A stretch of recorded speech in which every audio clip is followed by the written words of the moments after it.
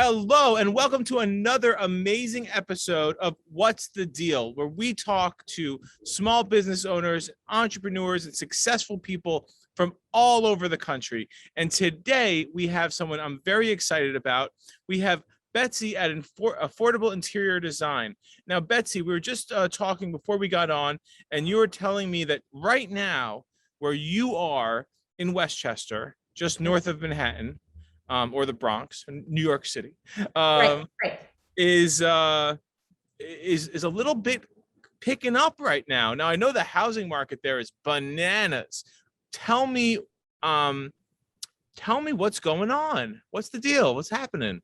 Well, you were 100% right. Thank you so much for having me, David. The housing market is bananas, and people are trying to, get in just as school is starting in their new homes. They moved from the city. They wanted to escape the pandemic and get out here where they had a little more space with their kids. And so everybody wants to get set up. And now the kids are back at school, so they have some time. They have the space to get things in order before the holidays. So this is our big rush, pretty much after school starts till the end of October is when everybody wants their home complete. Wow. And so when most people contact you, and I have a lot of clients also as a real estate agent who have, who work with, and we refer interior designers, are your clients who are looking for affordable interior design, are they often, now this maybe goes without saying, but are they homeowners, and are they doing the whole home? Okay, I've got answers to both of those things. So we primarily work in New York City. So 60% of our work is in New York City, and then I would say 30% is in Westchester, and the other 10% is split between Washington, D.C. and Long Island. And 50% of our clientele are renters and 50% are owners. Because we're affordable interior design, we are the interior designer you're looking for when you want to shop retail. You're not doing everything custom. You don't want to spend $13,000 on a sofa. You want to spend $3,000 at Crate and Barrel, and you're going to keep it for 5 years, and the kids are going to color on it, and you're going to change it out. Or you're renting in the city. You're going to move after your 2-year lease is up, and you just don't know if it's going to go with you. So we're that person, right? Which, by the way, is most people. Well, especially in this day and age when, for instance, I moved to Westchester from Park Slope, and I thought I was in my forever home, right? I'm going to be here 30 years. The kids are going to go to elementary, middle school, high school, and then I'm going to stop paying the property taxes when they're out of college. But pandemic happened. Different things happened. Now my husband does not need to be close to the city. Now he's working virtually, and I only go into people's homes. I can travel anywhere. So we're looking to move maybe to the country, maybe to New Jersey, to get like a lot of land and a farm. So, everything has changed and the rules have been broken. And I said I would never leave the city. And then life happens. And the pandemic certainly shook things up for our clients. We're seeing a ton of movement. I'm sure you are too. And it shook things up for me personally. All the rules, they don't apply. So does your, what inspires you as an interior designer? Both, how did you get into the field, and design wise, do you say you have a style, or did you say you have a spectrum? Or sure. Yes, I do not have a style. In fact, when I started interior design way back when in 2003, I had a very clear aesthetic. This is what I do. This is what I like. This is how I do it. And working with so many clients and so many different budget levels. I mean, we seriously shop IKEA one day and design within reach the next. I am completely malleable, and I have been a designer. Well, now let me just ask you something. Yeah. Design within reach. Has there ever been a more inappropriately named store ever? I couldn't agree with you more, David. Yeah. But they do have some cool things you just can't find anywhere else, but they're expensive. It's totally not within my reach. Within reach of short people, maybe? I don't know. I could reach it, but if my kid colored on it, I would freak out. It's not that like it's off the table for most of my clients or myself, but it's just funny that you're leading with this idea of affordability, and it's not necessarily the most affordable member of the market.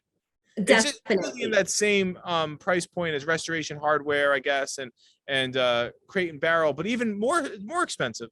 Well, you know why I think they're designed within reach? It may not be the price point. It may be like those truly designer items, right? Like the Saarinen table, things that have designer names are now able to be shipped to you, which didn't always Yes, used to be the case. The interior design yes. landscape has changed radically in the 2 decades I've been in business.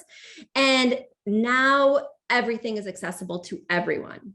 And knockoffs are more accessible than ever. So you don't have to exclusively shop the designer anymore, the And furniture what designer. you consider a knockoff, Betsy, is actually what most of us consider just a style. It's not, I have, what's that fancy white marble table? That's a circular table and there's a bronze The stand. tulip table, yeah, the Right. I famous have one tulip of table. Yeah. those and it wasn't, it didn't cost me $25. It cost me hundreds of dollars, but it's a knockoff in the fact that it's not the first version of that round marble table, and it's less. It's not that original version that was the original. David, I am sitting at one right now, They're and great. I got it on Wayfair for I think we did too. Yes. No, $350. we got ours on World Cost Plus Market. Oh, yes. I love World Market. Yes. So, things are just more accessible than ever. You don't have to shop custom. You don't have to go through a designer to get amazing quality. And that was not always the case. So I saw opportunity in the market and started this company 16 years ago when it wasn't the case, when people were just starting to. I'm here on Main Street, David. Here in Westchester on Main Street, there's my storefront window. And my dog, when people look in the window, he has something to So say about it. beautiful. So would you say that you get, as a business owner, and, a lot of what we discuss are, business owners talking to other business owners. Is your retail traffic a big part of your business model, or is it mostly referral? We don't sell anything retail. So this is a storefront, but I only operate out of here as an office. But, I don't even need this. I go to people's homes, right? Nobody really comes here. Even before COVID, nobody was like stopping in and asking me to pick their paint color here. They want me to go to their house and pick it. So this is more like a billboard, right? It's a legitimacy for our business. People walk by as they're going to the laundromat. People walk by as they're picking up their coffee or going out to dinner across the street at Harper's, and they see our sign and they're like, oh, I didn't know interior design could be affordable. So it really is more of a marketing venture. And then also I love having a peaceful place where I can watch the world go by from my beautiful storefront windows. Betsy, you'll forgive me. We don't have a ton of time. I want to just leave us today with, what should people really know about interior design that they don't already know? Why is it important? Well, I think everybody knows now. If you didn't know before, with this pandemic, when you're working from home, when your kids are doing school from home, when the only safe place is home, people didn't value home as much, especially New Yorkers. They want to be out. The last place they want to be is in their apartment. But now they realize that home has this really important quality, and it's no longer doing one thing. It's not the place where we come to sleep, right? It's the place now where we come to have dinner, we get the takeout. It's the place now where we're doing work every day.